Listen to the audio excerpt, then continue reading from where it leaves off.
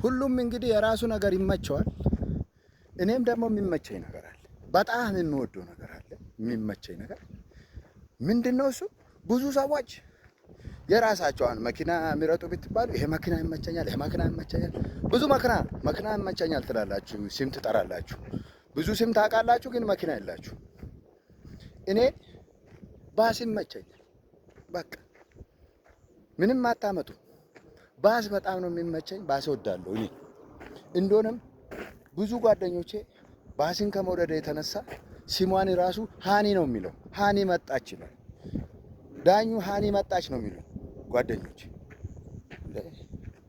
ከባስ ምኑ ይመቸኛል? እኔ ባስን የወደድኩበት ምክንያት ምኑ ይመቸኛል መሰላችሁ?